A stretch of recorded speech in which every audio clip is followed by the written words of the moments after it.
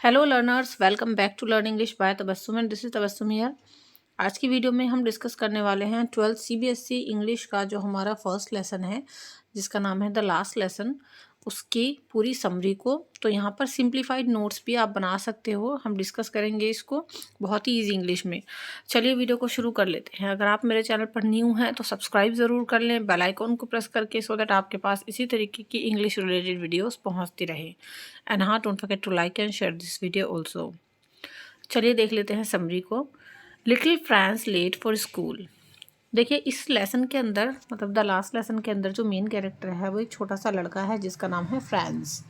तो जो छोटा फ्रांस है वो स्कूल के लिए लेट था। The narrator little France was a student of school. जो नरेटर है इस स्टोरी का वो खुद फ्रांस ही है, मतलब फ्रांस ने ही इस स्टोरी को नरेट किया है। तो जो नरेटर है, जो कि नन्हा फ्रांस है, वो एक स्कूल का स्टूडेंट था।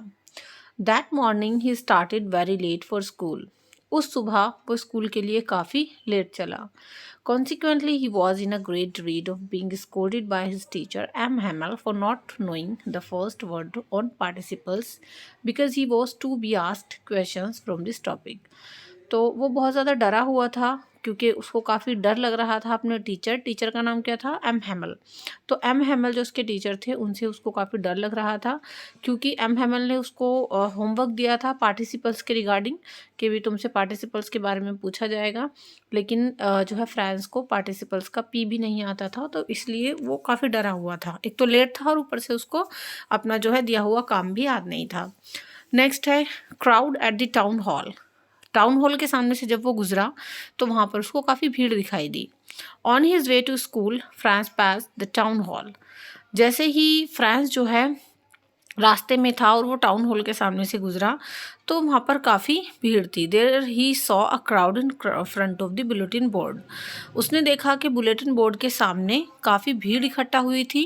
And reading some news as this had been the place for attending the news और orders from Berlin for the last 2 years। तो पिछले 2 सालों से जितनी भी बैड न्यूज़ हुआ करती थी वो लोग उस बुलेटिन बोर्ड से ही पढ़ते थे, और या फिर कोई न्यू ऑर्डर आए बर्लिन से तो वहीं से लोगों को ये सब पता चलता था। तो आज यहाँ पर काफ़ी भीड़ इकट्ठा थी, दैट मीन्स कुछ ना कुछ बैड न्यूज़ आई हुई थी।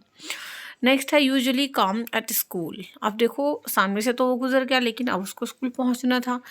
तो आमतौर पर स्कूल जो है काफ़ी शांत था, मतलब काफ़ी शांत था आज स्कूल।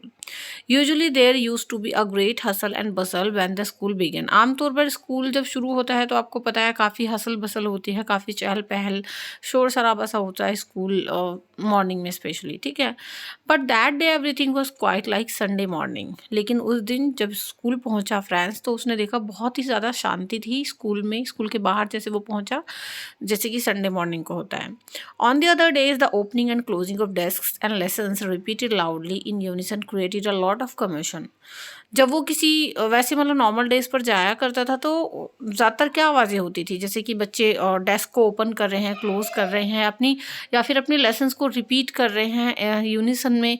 तो इन सब चीज़ों की वजह से काफ़ी शोर रहता है स्कूल के बाहर, लेकिन आज काफ़ी ज़्यादा काम था, स्कूल के बाहर काफ़ी शांति थी।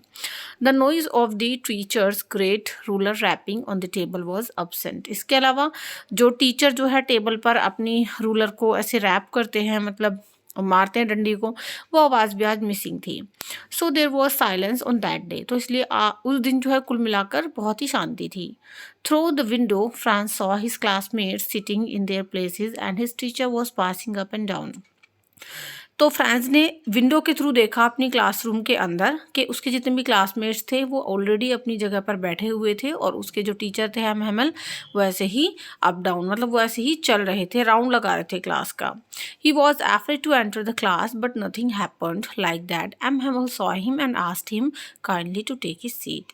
तो ये चीज़ें देखो फ्रांस ने कहाँ से देखी? विंडो के बाहर से देखी। लेकिन वो क्लासरूम में जाने से डर रहा था कि उसके टीचर उसको डांट लगाएंगे, बट ऐसा कुछ नहीं हुआ। जब एम हैमल ने उसको देखा तो कहा कि लिटिल फ्रांस तुम आ जाओ और अपनी सीट ले लो, बैठ जाओ आके, ठीक है। तो बेसिकली वो डर रहा था बट उसको कोई डांट वाट नहीं लगी। The whole school strange and solemn. पूरा स्कूल जो था, होल स्कूल काफ़ी जो है स्ट्रेंज था, काफ़ी गंभीर भी था, वही देख रहे हैं हम लोग। और स्टूडेंट्स अगर आपको ये पीडीएफ चाहिए तो पीडीएफ मैं टेलीग्राम पे शेयर कर दूँगी। टेलीग्राम का लिंक डिस्क्रिप्शन बॉक्स में है, वहाँ से आप ज्वाइन करके इस पीडीएफ को ले सकते हैं ताकि आप अपने नोट्स बना सकें। पूरा स्कूल काफ़ी शांत था और काफ़ी गंभीर था। Franz sat down at his desk and got over his fright. तो देखो फ्रांस अपनी डेस्क पर बैठ गया और अपने डर पर उसने काबू पा लिया कि नहीं नहीं चलो डांट लगनी तो थी बट लगी नहीं है। He saw his teacher in a beautiful green coat, a frill shirt and a little black cap on his head. लेकिन उसने नोटिस किया कि उसके जो टीचर एम हैमल थे आज उन्होंने ग्रीन कलर का कोट पहना हुआ था, एक फ्रिल्ड शर्ट पहनी हुई थी, मतलब उनका जो एक कोट था ना वो न्यू था, और एक ब्लैक लिटिल कैप अपने हेड पर ओढ़ी हुई थी। Besides the whole school seem so strange and solemn. इसके अलावा पूरा स्कूल काफ़ी स्ट्रेंज लग रहा था। जितने भी स्टूडेंट्स बैठे हुए थे उसके क्लासमेट्स थे काफ़ी शांत थे और गंभीर थे। But Franz was much surprise to see the villagers, the former mayor, the former postmaster और the others in the class too. लेकिन फ्रांस जो सबसे ज़्यादा सरप्राइज हुआ वो ये देख करके हुआ कि क्लासरूम की जो पीछे वाली डेस्क थी वहाँ पर गांव के लोग बैठे हुए थे, फॉर्मर मेयर थे, फॉर्मर पोस्टमास्टर थे और जो दूसरे लोग थे वो सब बैठे हुए थे, क्लास के बच्चे भी थे। M Hamel announced it as their last French lesson according to an order from Berlin. तो देखो एम हेमल ने ये अनाउंस कर दिया आज कि आज ये उनका लास्ट फ्रेंच लेसन था, क्योंकि वो फ्रेंच लैंग्वेज पढ़ाया करते थे। तो उन्होंने बताया कि आज ये उनका लास्ट लेसन था, लास्ट डे था स्कूल में, क्योंकि बर्लिन से एक ऑर्डर आया है कि अब यहाँ के स्कूल्स में फ्रेंच लैंग्वेज नहीं पढ़ाई जाएगी। ठीक है, दैट्स वाई स्कूल सब कुछ शांत था और काफ़ी मतलब स्ट्रेंज था। और एम हेमल ने इसीलिए आज न्यू कपड़े और मतलब अपना ब्यूटीफुल ग्रीन वाला कोट पहना हुआ था, इसलिए वो थोड़ा अलग लग रहे थे। सो ये रीज़न था। नेक्स्ट है a sudden change in France views. अब देखो फ्रांस के जो व्यूज़ थे, विचार थे, उनमें आज अचानक से एक बहुत ही बड़ा बदलाव आ गया। फ्रांस जो से पहले अपने टीचर को इतना ज़्यादा कुछ खास लाइक नहीं करता था, अपनी किताबें उसको अच्छी नहीं लगती थी, लेकिन आज उसके अंदर काफ़ी चेंज आ गया। Franz sat down at his desk and got over his fright. तो देखो यहाँ पर थे हम, ठीक है। To hear of the last French lesson from the mouth of M Hamel, Franz was much astonished. जैसे ही फ्रांस ने ये बात सुनी अपने टीचर के मुंह से कि भी आज जो है उनका लास्ट लेसन था, तो बहुत ज़्यादा वो परेशान सा हो गया। फ्रांस ये बात सुन के वो काफ़ी अचंभित भी हो गया। वो he was much sorry for not learning his French lessons. और आज उसको बहुत ही बुरा फील हो रहा था कि क्यों आज तक मैंने अपने फ्रेंच लेसन्स नहीं पढ़े। Earlier he never took any interest in his studies. इससे पहले उसने कभी भी अपनी पढ़ाई में इतना इंटरेस्ट नहीं लिया। He started liking M Hamel and forgot about his ruler as well as his troubling behaviour. आज अपने टीचर के उस रूलर बिहेवियर को, उस खड़ूसपने को वो भूल गया था, जो कि जिसकी वजह से वो परेशान रहता था। मतलब अपने टीचर्स को ना बहुत ही वो लगते थे गुस्से वाले और काफ़ी सख्त लगते थे। बट आज वो जो है भूल गया था इन बातों को, क्योंकि आज उसको काफ़ी फील हो रहा था कि मेरे टीचर मुझे छोड़ के जाने वाले हैं। Everyone wanted to thank M Hamel for his 40 years of faithful service and of showing their respect for the country that was theirs no more. आज यहाँ पर सब लोग इकट्ठा हुए थे ताकि मतलब जो गांव के लोग थे वो भी इकट्ठा हुए थे ताकि वो एम हेमल की 40 years ऑफ फेथफुल सर्विस के रिगार्डिंग उनको थैंक यू बोल सके। एम हेमल को 40 साल हो गए थे यहाँ पर पढ़ाते हुए, तो मतलब काफ़ी लोग कनेक्ट करते थे उनसे, दैट्स वाई सब इकट्ठा हुए थे और ताकि उनको रेस्पेक्ट पे कर सकें और अपनी कंट्री के लिए, जो अब जिस कंट्री में अब वो अपनी लैंग्वेज नहीं बोल पाने वाले थे, ठीक है, पढ़ नहीं पाने वाले थे। चलिए आगे है कॉलिंग द नरेटर्स नेम। अब देखो ये सारे इमोशंस चल रहे थे क्लास में, सारी चीज़ें थी, बट साथ ही साथ लास्ट लेसन था आज, एम हेमल को लास्ट लेसन लेना था। तो अब फ्रांस की बारी आई, मतलब नरेटर कौन है, फ्रांस है, फ्रांस की बारी आई, उसका नाम बुलाया गया कि खड़े हो जाओ और तुम सुनाओ। When Franz was called to recite he got mixed on the first words and stood there holding on his desk on to his desk. जब फ्रांस का नाम बुलाया गया कि भाई खड़े हो जाओ और सुनाओ, रिसाइट करो, तो फ्रांस काफ़ी जो है नर्वस हो गया, घबरा गया, क्योंकि उसको याद भी कुछ नहीं था। तो उसने ना सब कुछ मिक्स कर दिया, सारे वर्ड्स को मिक्स कर दिया और अपने डेस्क पर ऐसे ही वो खड़ा रहा। His teacher M Hamel instead of scolding Franz made him feel very ashamed. लेकिन उसके टीचर एम हेमल ने फ्रांस को डांटने की बजाय उसको काफ़ी शर्मिंदा फील कराया। उसको डांटा नहीं बल्कि उसको अशेम फील कराया। The teacher pointed out that the parents of France kept him away from learning on one और द अदर एक्सक्यूज। जो टीचर थे उन्होंने पॉइंट आउट किया फ्रांस को और साथ ही साथ फ्रांस के पेरेंट्स को, और पेरेंट्स जितने भी थे मतलब वहाँ जितने बच्चों के पेरेंट्स थे उन्होंने सभी को पॉइंट आउट किया कि मतलब जो पेरेंट्स होते हैं वो बच्चों की लर्निंग पर इतना ध्यान नहीं देते, बल्कि उनसे काम वाम करवाते हैं, उनको मिल्स वगैरह में लगा देते हैं ताकि वो अर्न कर सकें। सो दैट्स वाई ना यहाँ पर एम हैमल जो थे उन्होंने सभी को पॉइंट आउट किया और सभी को एक तरीके से अशेम्ड फील कराया। नेक्स्ट है इम्पॉर्टेंस ऑफ फ्रेंच लैंग्वेज। अब देखो यहाँ से भी आपका क्वेश्चन बन जाता है कि फ्रेंच लैंग्वेज की इंपॉर्टेंस क्या है अकॉर्डिंग टू एम हैमल या फिर according to the last lesson. Then M Hamel told that the French language was the most beautiful language in the world, the clearest and the most logical language in the world. तो देखो उसके बाद M हैमल ने ये बताया कि उनकी जो फ्रेंच लैंग्वेज है जिसको पढ़ाते आ रहे हैं वो पूरे वर्ल्ड की मोस्ट ब्यूटीफुल लैंग्वेज थी, मोस्ट क्लियर लैंग्वेज थी और मोस्ट ही लॉजिकल लैंग्वेज थी। जैसे कि हमें अपनी लैंग्वेज हिंदी कितनी प्यारी लगती है, तो ऐसे ही सभी को अपनी लैंग्वेज से प्यार होना चाहिए और होता भी है। तो ऐसे ही उन्होंने अपनी लैंग्वेज को, फ्रेंच लैंग्वेज को most beautiful, most logical, most clearest language बोला। He called the present gathering to guard the language and never forget it because of enslaved people holding fast the language becomes the key to their prison। उन्होंने ये भी बोला कि हम सभी को मिलके अपनी लैंग्वेज को गार्ड करना होगा, करना चाहिए, मतलब प्रोटेक्ट करना चाहिए, क्योंकि जब तक हम अपनी लैंग्वेज पर होल्ड करके रखते हैं, पकड़ बना करके रखते हैं, तो कोई भी दूसरी कंट्री हमें गुलाम नहीं बना सकती। क्योंकि जब हम अपनी लैंग्वेज पे पकड़ बना के रखते हैं तो ये ऐसा है जैसे कि खुद की जेल की चाबी खुद के ही हाथ में हो इंसान के, ठीक है। So they must guard their own language, इसलिए सभी को अपनी लैंग्वेज को गार्ड करना चाहिए। An amazing teaching. इसके बाद देखो एम हैमल ने एक बहुत ही अमेजिंग सी टीचिंग कराई, मतलब आज उनका लास्ट लेसन था। Then M Hamel taught grammar so dedicatedly that Franz understood it very well. इसके बाद जो एम हैमल थे उन्होंने ग्रामर बहुत ही डेडिकेटेडली पढ़ाई कि आज फ्रांस को सब कुछ समझ में आ गया। दूसरा रीज़न ये भी हो सकता है कि फ्रांस आज इमोशनल था और अपने टीचर की सारी बातों को बड़े ध्यान से सुन रहा था। दैट्स वाई फ्रांस ने कहा है कि उस दिन मुझे सारा कुछ एकदम समझ में आ गया। ही explained everything in detail and with much patience. आज उन्होंने हर एक चीज़ को, मतलब एम हैमल ने हर एक चीज़ को बहुत ही डिटेल में एक्सप्लेन किया और काफ़ी पेशेंस यानी तसल्ली के साथ पढ़ाया। It seem that M Hamel was intending to give all in one stroke he knew before going away.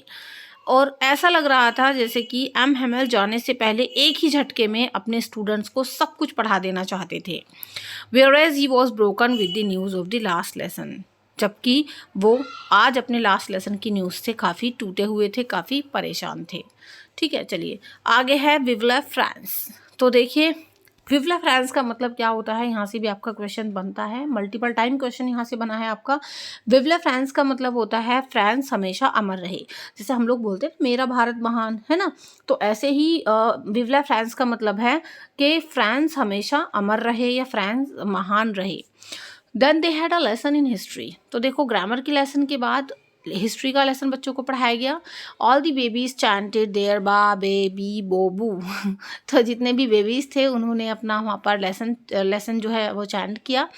The old hosier was holding his primer in his hands and spelled letters with them. जो गाँव के मतलब गाँव वाले थे उनमें से old hosier जो थे वो पीछे बैठे हुए थे और उनकी प्राइमर जो थी वो उनके हाथ में थी और वो उससे कुछ लेटर्स पढ़ रहे थे। France remembered that last lesson very well. France को जो लास्ट लेसन था ना वो बहुत अच्छे से ज़िंदगी भर याद रहा। It was noon and all at once the church clock struck 12 and the एंजुलियस।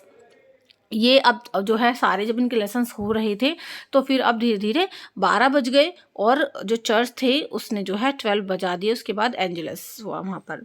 At the same moment the trumpets of the Prussian soldiers trumpets of the Prussian soldiers sounded under their Windows. और उसी time पर जो Prussian soldiers थे जो वहाँ पर Trump बजा रहे थे उनका जो है विंडो के नीचे उनकी आवाज़ आई। M Hamel stood up in his chair. तो जैसे ही 12 बजे एम हैमल अपनी चेयर से खड़े हुए। He looked very pale and powerless. वो दिखने में काफ़ी पेल लग रहे थे, उनका चेहरा सफ़ेद पड़ रहा था और वो बहुत पावरलेस लग रहे थे। मतलब वो ना इमोशनल थे काफ़ी, के उदासी बहुत ज़्यादा थी उनके फेस पे। He try to speak and call them his friends but something choked him. खड़े होकर उन्होंने कुछ कहना चाहा, एम हैमल ने कुछ बोलना चाहा, ये कहना चाहा कि माय फ्रेंड्स, जैसे बोलते हैं ना माय फ्रेंड्स, लेकिन किसी चीज़ ने उनके गले को रोक दिया। मतलब इमोशंस की वजह से वो दैट्स वाई रुक गए, कुछ बोल नहीं पाए, उनका गला भर आया, ठीक है। Then he turn to the blackboard, तो कुछ कह तो नहीं पाए, अपनी चेयर से खड़े होकर के वो ब्लैक बोर्ड की तरफ मुड़े। took a piece of chalk and with all his might he wrote as large as he could Biblia France। तो कुछ कह तो नहीं पाए, वो अपनी पूरी स्ट्रेंथ के साथ जो है ब्लैक बोर्ड की तरफ मुड़े, एक चौक का पीस उठाया और जितनी उनकी ताकत थी, जितना वो लिख सकते थे, बड़ा बड़ा शब्दों में उन्होंने लिखा विवला फ्रांस, यानी फ्रांस हमेशा अमर रहे, ठीक है। Then without uttering a word he leaned against the wall and made a gesture with his hand, school is dismissed, you may go. उसके बाद बिना एक शब्द बोले वो खड़े हो गए बॉल के अगेंस्ट, है ना, एक, और उन्होंने हाथ का जस्ट इशारा किया, जस्ट जेस्चर से उन्होंने हाथ के इशारे से बच्चों से कहा स्कूल डिसमिस हो गया है, आप जा सकते हो। Thus M. Hamel taught his last lesson very dedicatedly, but he was deeply overcome by a strong emotion. So इस तरीके से M. Hamel ने अपना लास्ट लेसन बहुत ही डेडिकेटेडली पढ़ाया, लेकिन वो एक स्ट्रॉन्ग इमोशन से डीपली ओवरकम थे, ठीक है। सो इस तरीके से जो एम हैमेल थे उन्होंने अपना लास्ट लेसन पढ़ा दिया। जो फ्रांस था, जो नैरेटर भी है इस स्टोरी का, उसको अपना लास्ट लेसन याद रहा, हमारे साथ उसने डिस्कस किया है ये। आई होप आपको पूरा चैप्टर अच्छे समझ में आ गया होगा। If you like this video so don't forget to like, share and comment, subscribe my channel also learn English by Tabassum, so that आने वाले नेक्स्ट चैप्टर्स भी आपको इजीली मिलते रहें। नेक्स्ट वीडियो आपको जल्द ही मिलेगी और इसके इंपॉर्टेंट क्वेश्चन आंसर्स की वीडियो भी आपको हमारे चैनल पर मिल जाएगी, उसको देखना भी बिल्कुल मत भूलना।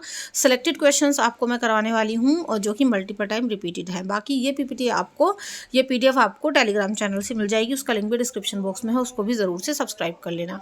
If you have another subjects, तो उसके लिए हमारा दूसरा चैनल है which name is PSC for CBSE.